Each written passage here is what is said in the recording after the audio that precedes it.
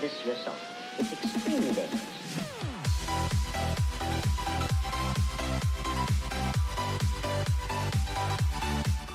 Eh bien salut tout le monde, j'espère que vous allez bien. Aujourd'hui on se retrouve pour une nouvelle vidéo sur ma chaîne YouTube. On est toujours sur la restauration de la 50CR. Bon, la semaine dernière vous avez vu que je continuais d'avancer sur la restauration, donc j'avais quasiment terminé de remonter toute la moto, donc on était pas loin du premier redémarrage. Il y a eu quelques modifications entre temps. Vous allez voir dans cette vidéo que j'ai dû redémonter entièrement la moto, etc. Bon, je vous ai pas filmé le redémontage, vous allez voir. En tout cas voilà, je vais vous laisser avec les séquences que j'ai prises en allant, et on se retrouve juste à la fin pour l'outro. Allez, bon visionnage à tous.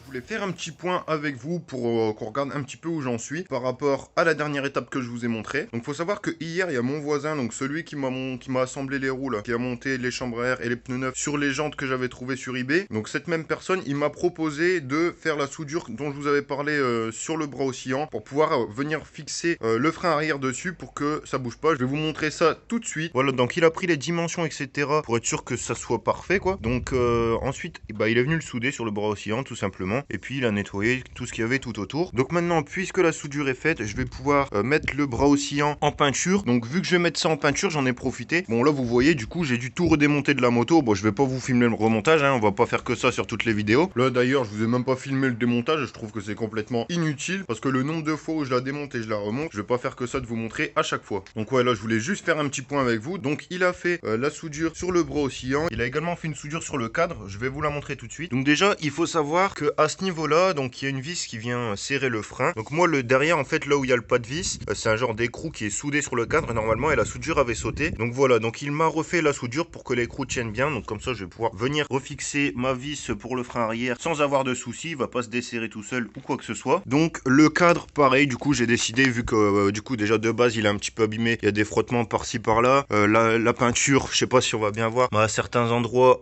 c'est pas la même couleur, etc. Je sais pas si ça déteint ou bien si ça avait déjà été repeint avant. En tout cas voilà, il y a quelques petits défauts sur le cadre. Donc pareil, bah, je vais devoir redémonter les fourches, etc. Remettre le cadre à nu pour pouvoir aussi l'envoyer en peinture en même temps que le bras oscillant. Je vais en profiter en même temps pour envoyer le garde-boue en peinture. Je vais le faire repeindre en rouge également. Oui, donc le cadre aussi je vais le repeindre en rouge, hein, la couleur d'origine. Donc ouais, le garde-boue je vais l'envoyer aussi en peinture parce que vous voyez, c'est le seul plastique, hein. Tous les autres ils sont nickel. Mais celui-ci je vais l'envoyer aussi en peinture, du coup je disais, parce que il est en train d'éteindre. Vous voyez, il commence à devenir orange par endroits. Donc bon, je sais pas si on va bien voir à la caméra, mais en tout cas en vrai ça se voit bien la différence de couleur. Donc je vais le faire repeindre. Du coup il y a le garde-boue, le cadre, le bras oscillant, et puis du coup le moteur que je vais aussi faire repeindre.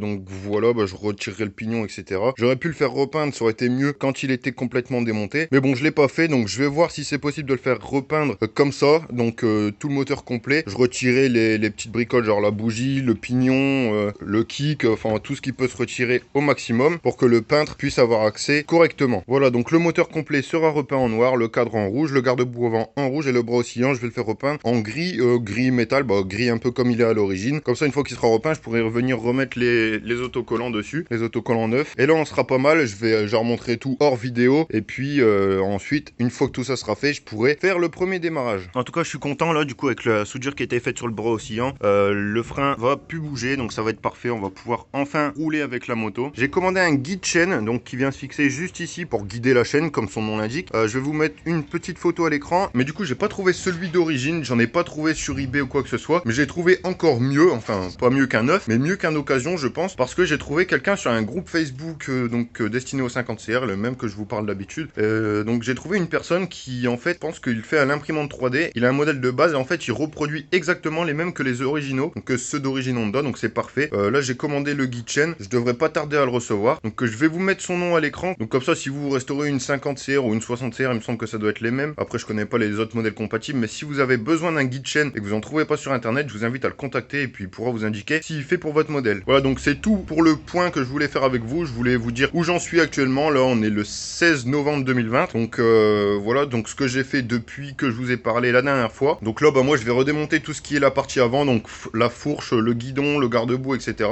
Comme ça j'aurai le cadre à nu et je pourrai envoyer tout ce que je vous ai dit en peinture. Bon là du coup je viens de démonter l'amortisseur, donc il est là. Je l'ai démonté du coup pour pouvoir mettre juste le bras oscillant en peinture, donc comme ça on sera pas embêté tout simplement. Je vais retirer les roulements de bras oscillants et puis ce sera parfait pour le bras oscillant. Je pourrai le mettre de côté en attendant de l'emmener en peinture. Bon les gars, là vous pouvez voir que j'ai réuni toutes les pièces de la moto, donc tout est en pièces détachées. J'ai tout réuni simplement parce que mon frère arrive avec sa petite famille chez moi demain et donc il va falloir que je planque tout, parce que s'il vient dans le garage et qu'il voit tout ça, il va tout de suite savoir la surprise qui se prépare, donc c'est pas le but. Alors là j'ai tout réuni, j'ai vu avec mon voisin, donc celui qui m'a fait les soudures, qui m'a remonté les pneus, etc. Et puis il a accepté que je cache tout ça chez lui en attendant que mon frère est là pour le week-end. Voilà, parce que s'il découvre tout maintenant, je serais un peu dégoûté, un peu beaucoup même. Donc voilà, après ça veut rien dire qu'il vienne dans le garage, mais vaut mieux pas prendre de risques. Voilà, donc la moto était en pièces détachées, puisque je vous l'avais dit, donc j'avais tout redémonté pour faire des soudures sur le cadre, sur le bras oscillant, et du coup j'en ai profité pour tout démonter, pour pouvoir mettre le cadre en peinture, le bras oscillant en peinture, et puis le garde-boue, et puis le moteur aussi. Puis peut-être 2-3 bricoles, j'hésite à faire repeindre les leviers, embrayage et frein, et le protège bleu qu'il y a sur le pot ici. J'hésite à faire repeindre ça parce qu'il est un petit peu abîmé, mais bon. Je verrai bien à ce moment-là si ça me coûte beaucoup plus cher ou pas. Si ça me coûte pas beaucoup plus cher, je le ferai. Donc voilà, ici vous avez tout ce qu'il y a sur la moto, tout ce que je possède actuellement. Donc logiquement, on peut remonter toute la moto, hein. Voilà, j'attends juste de faire repeindre le cadre, etc. Et ensuite, on pourra tout remonter et faire le premier démarrage. Vous voyez ici que j'ai mon carbu, donc j'ai reçu au ressort à l'intérieur. Il me manque les deux vis de cuve, etc. J'ai ma commande qui arrivait en point relais parce que j'ai été emmerdé avec UPS. Ça fait 2 semaines qu'ils doivent me livrer. Et là, ils viennent de me dire que après plusieurs tentatives de passage du livreur, ils vont devoir le mettre en point relais.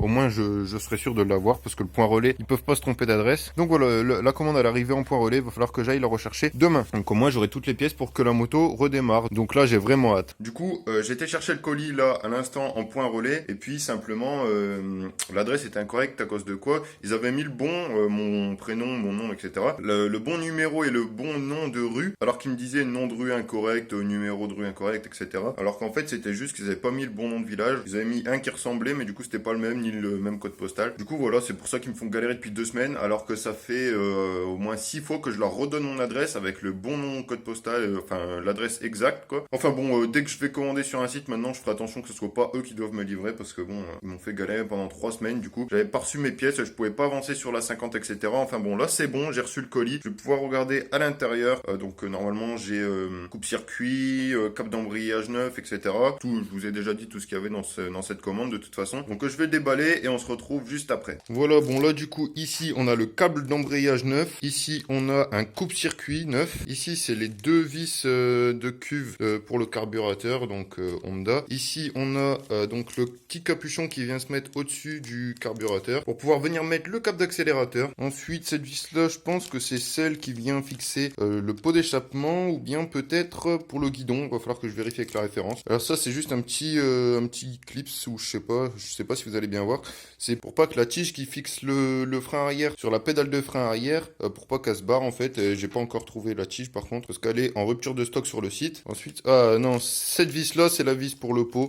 Elle est plus petite, je reconnais. Donc cette vis là pour le pot. Donc celle de tout à l'heure c'était pour venir fixer, peut-être pas le guidon, mais pour mettre sur le pontet. Ouais, il manquait une vis sur le pontet, donc ça doit être celle-ci. Cette vis là elle me dit rien, faudra que je regarde sur le site à quoi elle correspond. Et celle-ci, ouais c'est sûr, celle-ci c'est pour tenir le guidon. Il y en a juste une qu'il faudra que je vérifie parce que je sais plus c'était pourquoi que je l'avais commandé. Mais voilà, sinon j'ai tout. Il va falloir que je remonte bien le câble d'embrayage neuf, le coupe-circuit, les vis qui manquaient, etc. Je remonterai quand j'aurai fait faire la peinture et puis que j'aurai remonté tout l'ensemble du moteur, etc. Mais voilà, j'ai enfin reçu ma commande et ça fait plaisir. Voilà les gars, c'est la fin de cette vidéo, j'espère qu'elle vous aura plu. Si c'est le cas, comme d'habitude, n'hésitez pas à me le faire savoir dans l'espace commentaire, en mettant un pouce bleu et en vous abonnant à la chaîne si c'est pas déjà fait. Vérifiez bien que la cloche des notifications à côté du bouton s'abonner est bien activée, comme ça vous allez recevoir les notifications dès que je sors une vidéo. En tout cas voilà, nous on se retrouve samedi prochain à 18 h pour une nouvelle vidéo de cette restauration. J'espère que vous serez présents. Allez, salut tout le monde et à la prochaine.